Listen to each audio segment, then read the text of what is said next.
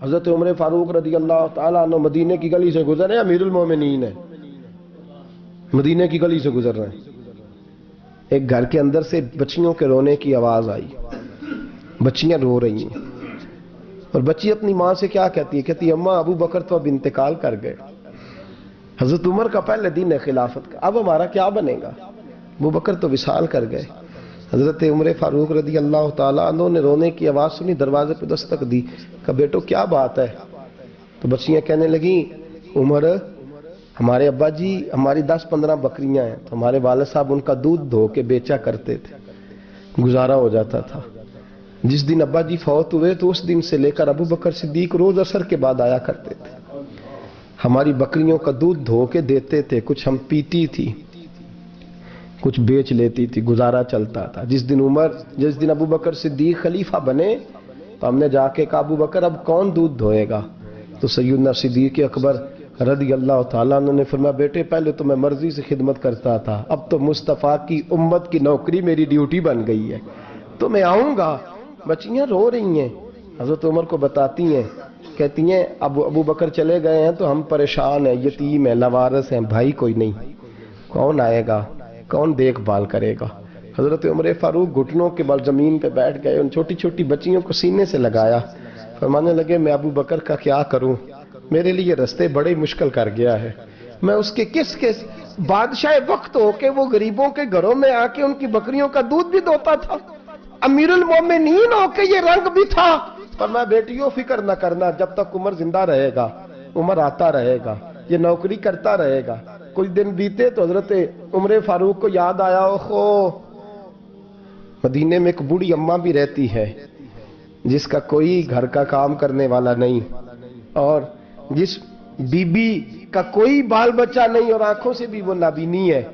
حضرت ابو بکر صدیق رات کے سناٹے میں جایا کرتے تھے، اس کے گھر میں جھاڑو دیتے تھے، یہ بادشاہ ہے، اس کی فقیری کا رنگ دیکھو، اس کو کنویں سے پانی بھر کے لا کے دیتے تھے۔ اور یہ لفظ آپ سنیں گے تو حیران ہو جائیں گے، اس بوڑھی اماں کے لیے نا ایک کونے میں گھر میں دور بار شیر میں ایک جگہ کھود دی تھی جہاں وہ بی بی پخانہ اور پیشاب کرتی تھی۔ امیر المومنین حضرت ابو بکر صدیق رات کو جاتے تھے اور اس کا وہ پخانہ وہاں سے اٹھا کے باہر پھینک کے آیا کرتے تھے۔ اس عورت نے پیغام بھیجا کہ عمر سے کہو میری بھی ڈیوٹیاں تو نہیں سر انجام دینی ہیں۔ عمر فاروق ساری رات کام کرتے، سناٹا گہرا ہوتا تو جھاڑو دبایا ہے بغل میں، اور عمر فاروق نکلے ہوئے، اس بی بی کے گھر میں جھاڑو دیا جا رہا ہے۔ حضرت انس بن مالک فرماتے ہیں میں نے آخری عمر میں بھی اس بوڑھے عمر کو دیکھا ہے، اس بڑھاپے میں بھی میں نے اس شخص کو دیکھا ہے کہ جب وجود کمزور ہو گیا، داڑھی سفید ہو گئی، لیکن پھر بھی اس کا انداز نہیں بدلا۔ حضرت سیدنا سلمان فارسی کو حضرت عمر فاروق رضی اللہ تعالیٰ عنہ نے بلایا تو کہا میرا دل کرتا ہے آپ کو میں مدائن کا گورنر بنا دوں۔ حضرت سلمان فارسی بڑے تگڑے قبیلے سے تعلق رکھتے تھے، بکتے بکاتے مدینے میں آ کے بکے، پھر نگاہ مصطفیٰ میں بک گئے صلی اللہ علیہ وسلم، بڑے تگڑے قبیلے سے تعلق تھا۔ یا حضرت عمر نے فرمایا میں آپ کو گورنر کا جی کہ جیسے آپ کا حکم ہے امیر کی بات ماننا، گورنر بن گئے۔ اور گورنر صاحب کرتے کیا ہے؟ گورنر صاحب کا حال یہ کہ گورنر صاحب نے وہی پھٹے پرانے سادے سے کپڑے پہنے اور ایک ہاتھ میں چھڑی پکڑی ہے، کبھی ادھر گھومتے ہیں کبھی ادھر، مدائن کی گلیوں میں گورنر صاحب گھوم رہے ہیں۔ اللہ اکبر، جہاں سواریاں اترتی تھی نا شہر کی، لوگ جو کرایہ لے کے گھوڑوں پہ سوار کرتے تھے، جہاں وہ لا کے اتارتے تھے، وہاں ایک شخص اترا، مہمان آیا کسی کے گھر میں مدائن، وہ شخص مہمان آیا تو اس کے بعد بڑے بڑے بکسے تھے، اس نے حضرت سلمان فارسی کو گھومتے دیکھا، کہنے لگے او غلام ادھر آئے نا، او بولیے او غلام ادھر آ۔ حضرت سلمان فارسی کہنے لگے جی جناب، کہنے لگے میرا سامان اٹھا اور فلاں گھر میں میں نے جانا چھوڑ کے آ۔ جرت تو کرے کوئی جرت تو کرے کونسلر صاحب کو بھی آواز دینے کی، طاقت تو کرے کوئی، ایک معمولی سپاہی کو بھی کہنے کی جو نہ سب انسپیکٹر ہے نہ وہ کسی عہدے پہ فائز ہے، صرف ایک سادہ قوم کا وہ اس کو کہہ کے تو ادھر آؤ غلام، بھائی گورنر کوئی کہہ دیا۔ گورنر صاحب نے سر کے اوپر بکسا اٹھایا ہے اور گلیوں میں گزر رہے، کہتے ہیں بھائی غلام کو رستہ دے دو ذرا سامان وزنی ہے۔ ذرا غلام کو رستہ دے دو، سامان وزنی ہے، پیچھے ہٹ جاؤ، ذرا رستہ دے دو۔ شہر میں داخل ہوئے تو لوگ دوڑے آئے، کہا حضور ہمیں دے دیں۔ فرمایا نہیں، اس نے مجھے کہا ہے غلام اٹھا۔ وہ شخص شرمندہ ہو گیا، کہنے لگا حضور مجھے کب خبر تھی کہ آپ گورنر ہیں، غلطی ہو گئی، میں غلام کہہ بیٹھا۔ حضرت سلمان فارسی رو پڑے، فرمانے لگے تو میرا محسن ہے، تو نے تو مجھے میری اوقات یاد کرا دی ہے۔ میں غلام ہوں، میں کھجوریں بیچا کرتا تھا، میں مدینے میں نوکری کرتا تھا، تو نے اچھا کیا ہے۔ فرمایا نا، تو میرا محسن ہے، تو نے مجھے یاد کرا دیا، میں کیا نا، اب میں ہی لے کے چلوں گا۔ رستے میں جا رہے ایک شخص دوڑا آیا، کہنے لگا حضور وزنی بڑا ہے، مجھے دے دیں، یہ بادشاہ ہیں، فقیری ہو رہی ہے، حضور وزنی بڑا ہے مجھے دے دے، میں اٹھا لیتا ہوں۔ تو حضرت سلمان فارسی فرمانے لگے پہلے وعدہ کر قیامت کے دن میرے گناہوں کا بوجھ اٹھا لے گا، وعدہ کر، تو کہے گا اللہ کے حضور کے یا اللہ سلمان کے جو پاپ ہے ان کا بوجھ میں اٹھاتا ہوں۔ کہنے لگا حضور میں تو اپنا نہیں اٹھا سکتا۔ فرمایا پیچھے ہٹ جاؤ، اگر وہاں میرا کوئی بوجھ نہیں اٹھا سکتا تو یہاں بھی کوئی نہ اٹھائے۔ حضرت سلمان فارسی رضی اللہ تعالیٰ عنہ گورنر ہے صوبے کے۔ میرے دوست، ہماری یہ جو جھوٹی انا ہے نا، لوگ میرا استقبال کرے، مجھے اٹھ کے ملے، مجھے پروٹوکول دے، میرا نام جپے، میں ہوتی رہے ہر جگہ، بس مجھے ہی لوگ جانے۔ اور میرے عزیز اس دھندے سے باہر آ، نفس پرستی کی اس جنگ سے نکل آ، اپنے مزاج کی اس قلت سے نکل آ، اپنے آپ کو جو بات نہیں بھی آتی ہوتی اس میں بھی ہم دخل دے کے اپنا کوئی نہ کوئی پیغام اور جملہ ضرور بیان کرنا چاہتے ہیں۔ بھئی ہمارا بھی نام لکھ لو، ہم بھی شامل ہیں، ہمیں بھی پتہ ہے اس گورکھ دھندے کا کچھ نہ کچھ، ہمیں بھی شامل کر لو۔ یہ نفس پرستی کی جنگ ہے، اس سے نکلو۔ اگر رب کریم نے بادشاہی دی ہے تو اس میں فقیری کرو، کبھی کبھی اپنے کپڑے خود استری کر لینے چاہیے، نہیں نہ بولے آپ لوگ؟ مشکل کام بتا دیا نا میں نے، کس کے کپڑے استری کرنے کو کہا جی؟ اللہ خیر کرے، میں کیا ہو رہے، میں تو ماڑے دی گل کر چھڑی ہے، بھولے نہیں نا آپ لوگ؟ کبھی کبھی اپنے کپڑے خود استری، کبھی کبھی اپنے جوتے خود پالش کر، کچھ نہیں فرق ہوتا، اس سے آپ کا نفس کچلا جائے گا۔ کبھی کبھی نا، کبھی کبھی باوجود موٹر سائیکل اور گاڑی کی موجودگی میں پیدل سفر کر لینا چاہیے، کچھ نہیں فرق ہوتا۔ کبھی کبھی کوئی آدھا کلو چینی پکڑ کے دکان سے خود اپنے، کوئی نہیں کہنے لگا کہ غریب ہو گئے ہیں، دیکھو جی انہیں آدھا کلو کھانڈل، کہنے دو کو کہتا ہے، کچھ نہ کچھ اپنے نفس پہ بوجھ ڈالیں۔ بھئی کبھی کبھی آپ بھی، کبھی جو آپ کا ملازم ہے نا گھر میں، اس کو بٹھا کے کہا کریں بیٹھ یار میرا دل کرتا ہے میں تمہیں چائے بنا کے دوں۔ کبھی کہا کریں گھر والوں کو بیٹھو آج میں تمہیں کھانا گرم کر کے دے دیتا ہوں، کچھ فرق نہیں آنے لگا، عزت شان میں کوئی کمی نہیں آنے لگی۔ کبھی کبھی یہ کام، وہ جو گھومنے والی کرسی رکھی ہوئی ہے نا جس پہ بیٹھ کے ہم حساب کرتے ہیں، کبھی کبھی اس پہ کسی غریب کو بھی بٹھا کے دیکھیں، کچھ نہیں فرق آنے لگا۔ یہ نفس پر کچھ کوڑے برسائیں تاکہ یہ کچھ سمجھدار ہو جائے۔ یہ جو ہم نے بڑی لمبی چوڑی اپنے لیے جھوٹی انا کے دروازے کھول رکھے ہیں، یہ روز ہمیں دور کر رہے ہیں۔ جو نفس پرستی کی جنگ ہوتی ہے یہ بندے کو اللہ کے دروازے سے دور لے جاتی ہے، یہ نبی پاک کی محبت دل سے نکالتی ہے، یہ ذہن کے اندر اچھی سوچ نہیں آنے دیتی۔ ذہن میں جب بھی کوئی بات آتی ہے بری آتی ہے۔ تکبر اور غرور والے جو لوگ تھے نا ان کا کبھی کچھ نہیں ہو سکا۔ جس نے کہا ہے مجھے چودھری صاحب کو، وہ بیچارہ اسی چکر میں رہا ہے اور لوگ آگے گزر گئے ہیں۔ جس نے کہا ہے مجھے سیٹھ صاحب کو، وہ اسی گڑبڑ میں رہا ہے اور لوگ آگے بیت گئے ہیں۔ دنیا میں کوئی پیشہ برا نہیں۔ ملت کے جوانوں، یہ تم نے کہا ہے نا کہ یہاں اگر ہم کسی گلی میں مزدوری کریں گے تو لوگ کہیں گے مزدور ہے، لیکن اگر یورپ میں جا کے ہم کریں گے تو کسی کو کیا پتا چلے گا؟ اور دیس اپنے دیاں بلہ نالو تمبے لالا کھائیے، امی غیر ملک دے باغاں اندر میوے کھان نہ جائیے، اپنی مٹی پہ چلنے کا سلیقہ سیکھو۔ کسی کے سنگ مر پہ چلو گے تو پھسل جاؤ گے۔ یہ کسی غریب، میرے دوست، یہ اور جب سیدنا فاروق اعظم رضی اللہ تعالیٰ نے خطبہ دینے بیٹھتے ہیں تو کپڑے پھٹے ہیں، پیبند لگے ہیں، مزاج سادہ ہے، بڑا مال آیا ہے، بڑا مال، لیکن تقسیم کر دیا۔ اور یہی انداز آگے اپنے گورنروں کو دیا۔ حضرت سعید بن عامر رضی اللہ تعالیٰ عنہ آپ کے گورنر ہیں، حمص کے گورنر ہیں۔ جب لسٹ آئی نا غریبوں کی، حضرت عمر نے کہا کہ حمص کے جتنے غریب لوگ ہیں ان کی لسٹ بنا کے بھیجو، ان کو چندہ لگانا ہے۔ تو 17ویں 18ویں نمبر پر حضرت سعید بن عامر کا نام بھی آ گیا، گورنر صاحب کا۔ تو حضرت عمر نے سوچا شاید کوئی اور سعید بن عامر ہے، فرمانے لگے یہ کون ہے؟ جس کی ڈیوٹی لگائی تھی اس سے کہنے لگے یہ سعید کون ہے؟ تو کہا حضرت جی ہمارے صوبے کا گورنر۔ تو فرمایا اس کی لسٹ فقیروں میں؟ فرمانے لگے پتہ نہیں آپ نے کیا رنگ بھر کے بھیجا ہے، مہینہ مہینہ یہ شخص درختوں کے پتے کھا کے گزارا کر دیتا ہے، یہ میں فرشتوں کی کہانیاں نہیں سنا رہا آپ کو، میں آپ کو جنات کی یا عالم بالا کی باتیں نہیں، اس دھرتی پہ بسنے والے، اس دھرتی پہ وقت گزارنے والے میرے رسول پاک کے تیار کردہ ہیرو کی باتیں عرض کر رہا ہوں۔ حضرت عمر گئے ایک دفعہ، کہا مجھے بتاؤ تمہارا گورنر کیسا ہے؟ تو ہمس کے لوگ کہنے لگے ہمیں اپنے گورنر سے 4 شکایتیں۔ کون کون سی؟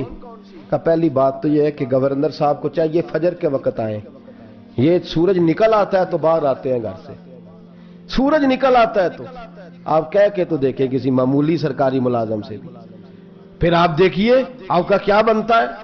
کہا یہ سورج نکلتے وقت آتے ہیں۔ دوسری شکایت یہ ہے کہ دن کو ملتے ہیں رات کو نہیں ملتے۔ تیسری شکایت یہ ہے کہ مہینے میں ایک دن ملتے ہی نہیں گورنر صاحب۔ چوتھی شکایت ہے کہ روتے ہیں، کبھی کبھی اتنا روتے ہیں کہ بے ہوش ہو جاتے ہیں۔ حضرت فاروق اعظم نے کھڑا کر لیا، فرمایا صحیح تیری شکایات آئی ہیں۔ کہ حضور حکم۔ فرمایا سنا ہے، پہلے تو فجر کے وقت آ جاتا تھا لوگوں کے مسائل سننے، اب تو سورج نکلتے وقت آتا ہے۔ کہ حضور بیوی بیمار ہو گئی ہے اور گھر میں نوکر تو ہے کوئی نہیں، تو میں سویرے اٹھتا ہوں تو پہلے ناشتہ بناتا ہوں، بچوں کو کھلاتا ہوں۔ اس عورت نے 35 سال میرے ساتھ وفا کی ہے، اب چارپائی پہ ہے تو میں اس کے منہ میں لقمے ڈالتا ہوں۔ کہا اسے کھانا کھلا کے جب وہ دعا دیتی ہے تو پھر نکلتا ہوں۔ تو کہا سنا ہے تو ہفتے میں ایک دن ملتا ہی نہیں، مہینے میں۔ کہنے لگے حضرت جی جب مدینے سے آیا تھا تو ایک کرتا اور ایک تامد ساتھ لایا تھا، مجھے آج 2.5 سال ہو گئے ہیں، میں نیا لباس نہیں خرید پایا۔ میں نے عرض کی میں اس دھرتی پہ بسنے والے لوگوں کی داستان سنا رہا ہوں۔ کہا میں اپنی تامد دھو کر خشک ہونے کو ڈال دیتا ہوں، اسے آدھا دن لگ جاتا ہے، خشک ہوتی ہے تو تامد پہن کے قمیض دھو لیتا ہوں اور پھر قمیض ڈال دیتا ہوں۔ حضرت جی سارا دن بیت جاتا ہے تو باہر نہیں آ پاتا۔ حضرت عمر فاروق کی گردن جھک گئی۔ کا سنا ہے تو رات کو ملتا ہی نہیں، یہ لفظ کہے تو حضرت سعید بن عامر کہنے لگے یہ میرا راز تھا، آپ میرے امیر نہ ہوتے تو کبھی فاش نہ کرتا، دن میں نے بندوں کے لیے رکھا ہے، رات اپنے رب کے لیے رکھی ہوئی ہے۔ میں رات کی تنہائیوں میں اپنے کریم کی بارگاہ میں جاتا ہوں اور میں سارے دن کے گناہوں کی معافی مانگتا ہوں، میں اپنی غلطیوں کی تلافی کا سوال کرتا ہوں، اس کے حضور جاتا ہوں، اسے دکھڑے سناتا ہوں، رات میری اس کے لیے بیت جاتی ہے۔ حضرت عمر کی اور گردن جھک گئی۔ فرمایا یہ بتا کہ تو ملتا ہی نہیں، کبھی کبھی تو روتا ہے اور بے ہوش ہو جاتا ہے۔ حضرت جی 40 سال کی عمر میں کلمہ پڑھا ہے، جب 40 سال کے پچھلے گناہ یاد آتے ہیں تو کب پھر میں ضبط نہیں کر پاتا، وہ خطائیں، وہ پاپ، وہ جرم، وہ خطائیں، جب سوچتا ہوں نا کہ رب کھڑا کر کے پوچھے گا بتا یہ جرم کیوں کیا، تو وہ احساس مجھے پریشان کر دیتا ہے۔ حضرت جی میں پھر برداشت نہیں کر پاتا، پھر میں تڑپ اٹھتا ہوں، میری یہ کوتاہیاں ہیں، بتائیے کیا کہتے ہیں۔ حضرت فاروق اعظم نے گردن اٹھائی تو آنکھوں میں آنسو تھے، کہنے لگے یا اللہ مجھے اس جیسے کچھ اور گورنر بھی عطا فرما، یا اللہ اس جیسے کچھ اور گورنر بھی۔ عزیزو اپنا حال کیا ہے؟ ملک شام جب فتح ہوا تو حضرت سعد بن ابی وقاص رضی اللہ تعالیٰ عنہ کہتے ہیں کہ کچھ لوگ مجھے کہنے لگے کہ ہم آپ سے معاملات طے نہیں کریں گے، ہم جزیہ دیں گے، ٹیکس دیں گے، اسلامی حکومت کے زیر اثر آئیں گے، لیکن آپ سے معاملات طے نہیں کریں گے، اپنے امیر کو بلائیے۔ تو حضرت سیدنا سعد بن ابی وقاص کہتے ہیں میں نے خط لکھا، فرماتے خط لکھا حضرت عمر کو، میں نے کہا جناب آئیے، جواب میں حضرت عمر نے خط میں جواب لکھا کہ فلاں دن فلاں تاریخ فلاں وقت میں ملک کے شام پہنچ جاؤں گا۔ حضرت سیدنا عمر چلے گھر سے، ایک غلام، ایک گھوڑا، ایک نیزہ۔ حضرت فاروق اعظم نے کچھ کھجوریں، خشک کھجوریں، کچھ سرکہ باندھ کے رکھ لیا رستے میں کھانے کو۔ یہ بادشاہی میں فقیری ہو رہی، لاکھوں مربع میل کا حکمران ہے، کروڑوں اور اربوں روپے پاس پڑے ہوئے، وہ ساری چیزیں رکھ لیں اور سیدنا عمر فاروق رضی اللہ تعالیٰ عنہ چلنے لگے۔ اب غلام سے کہنے لگے بھئی میرا گھوڑا ذرا ماڑا ہے، کمزور ہے، طے کر لیں، اتنے میل تو گھوڑے پہ بیٹھے گا میں پیدل چلوں گا، پھر اتنے میل میں گھوڑے پہ بیٹھوں گا تو پیدل چلے گا۔ ملک شام پہنچنے کا وقت آ گیا، جب وقت آیا تو پیدل چلنے کی سواری حضرت عمر کی تھی، ان کی باری تھی پیدل چلنے کی، اور سواری پر سوار ہونے کی باری غلام کی تھی۔ یہ لوگ رشتے کرتے ہیں نا تو کرائے کی کار لے کے چلے جاتے ہیں، بعد میں وہ پوچھتے ہیں کہ تسی تے کار تے آئے سو، ہم اپنے آپ کو بنانے کے لیے جھوٹی انعام بھی خریدنی پڑے تو خریدنے سے ہم پرہیز. ہم جو بتاتے وہ ہم ہوتے نہیں، اور جو ہوتے ہیں وہ ہم بتاتے. حضرت سیدنا عمر فاروق رضی اللہ تعالیٰ عنہ سواری پہ غلام ہے، خود پیدل ہے، اور حال کیا ہے؟ بارش ہوئی تھی تو کچھ پانی کھڑا تھا چھوٹے چھوٹے جوہڑوں میں، چھوٹے چھوٹے تالاب بنے ہوئے تھے، پانی کھڑا تھا. تو حضرت عمر فاروق رضی اللہ تعالیٰ چمڑے کے جوتے پہنے، وہ جوتے دونوں اتار کے تو بغل میں دبا لیے.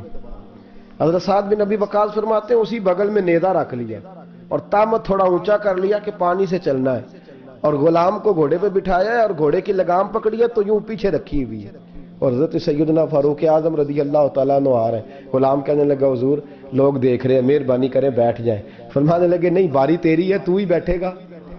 اس نے کہا حضور نہیں، وہ تو ٹھیک ہے، کوئی باری فرض تو نہیں نہ ہو گئی، آپ مہربانی کریں آپ آ جائیں، ذرا لوگ آ رہے ہیں. فرمایا تمہیں کہا نا. غلام کہتا میں نے تیسری دفعہ کہا تو حضرت عمر نے جلال سے دیکھا، اور جناب عمر کا جلال تو زمین کانپنے لگ جاتی تھی.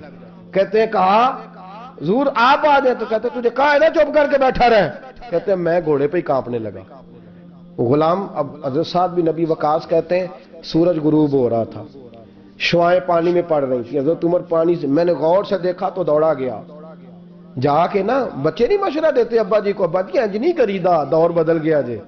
کہتے میں دوڑا گیا اور جا کر کے حضرت سیدنا عمر فاروق کو کہا حضور مہربانی کریں، ٹھیک ہے آپ کی درویشی سے کون آگاہ نہیں، وزیر کھڑے ہیں، سفیر کھڑے ہیں، بڑے بڑے عمرا، بڑے بڑے ملکوں کے حکمران ہیں، آپ مہربانی کریں یہ تامت ذرا نیچا کریں اور جوتا پہن لیں، اگر خراب ہو گیا تو اللہ نیا بھی دے دے گا، اور مہربانی کریں ذرا غلام کو کہیں نیچے آ جائے. حضرت عمر کہنے لگے تمہیں کیا تکلیف ہے؟ کہا حضرت جی وہ وزیر مشیر کھڑے ہیں، یہودی ہیں، عیسائی ہیں، نجرانی ہیں، وہ بڑے بڑے مذاہب کے اور بڑے بڑے ملکوں کے، آپ کا بڑا نام سنا ہے. حضرت سیدنا سعد بن ابی وقاص فرماتے ہیں میرے ساتھ اتنا ترش رویہ حضرت عمر کا پہلے کبھی نہیں ہوا. کہتے ہیں ماتھے پہ شکن آیا اور کہنے لگے تجھے تیری مار ہوئے، ان 4 لوگوں کے لیے میں اپنے نبی کا طریقہ چھوڑ دوں، ان 4 دنیا داروں کے لیے نبی پاک کا طریقہ چھوڑ دوں. فرمانے لگے سر سے پگڑی اتاری حضرت عمر نے جلال میں، فرمانے لگے میرے سر پہ جو بال ہے نا یہ مجھے کسی دنیا دار نے نہیں دیے، یہ ساری عزتیں مجھے آمنہ کے لال نے عطا فرمائی ہے، اور میں ان محبوب کا طریقہ ان 4 لوگوں کی خاطر چھوڑ دوں. فرمایا قرآن کہتا ہے ان اللہ یأمر بالعدل والاحسان، جب میں نے خود عدل کا تقاضا یہ رکھا ہے کہ کبھی وہ بیٹھے گا کبھی میں بیٹھوں گا، باری اس کی ہے تو میں کیسے بیٹھ جاؤں. حضرت سعد بن ابی وقاص فرماتے ہیں اسی درویشی میں سلام اس پر کہ جس نے بادشاہی میں فقیری کی.